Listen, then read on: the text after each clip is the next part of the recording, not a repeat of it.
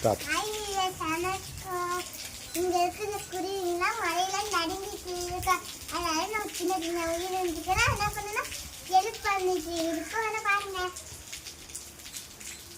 உடச்சி போடுங்க நல்லா. வரிக்கி உடச்சி போடுறோம்.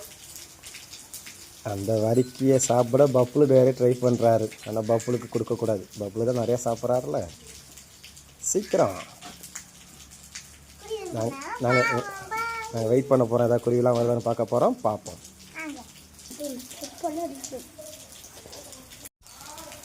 இப்போ குருவி வந்து ரொம்ப சாப்பிடுது. சின்ன சின்ன எடுத்துகிட்டு போய் சாப்பிடுது. ஒரு காக்கானனும் வந்துட்டார். அவரும் வந்து அதில் போட்டி போட்டு சாப்பிட்றாரு. அந்த குருவிக்கு தான் வச்சோம். இவர் எக்ஸ்ட்ரா வந்திருக்காரு. சாப்பிடட்டும். மழையில் எல்லாம் வந்து குளிரில் நடுங்கிட்டு நிற்கிது. ஒரு மைனாவும் வந்திருக்காங்க பாருங்கள், மைனாக்கா. அவங்களும் வந்து சாப்பிட்றாங்க பாருங்கள். ஐயோ, நிறையா காக்கா வருதுங்க. பபுள் மேலே வந்து ஒரு காக்கா உட்காந்து பாருங்கள். அடுத்தது ஒரு காக்கா வந்து பாருங்கள், எவ்வளோ வருது பாருங்கள். எல்லாருமே இந்த வரிக்கையை ரொம்ப பிடிச்சிருக்கு. எல்லாம் சாப்பிடுதுங்க மழையில் பாருங்கள். இப்போ நிறையா காக்கா வந்துருச்சு. கிட்டத்தட்ட ஒரு 5-6 காக்கா வந்துருச்சு. இது ஒரு காக்கா பறந்து வந்துட்டுருக்கு.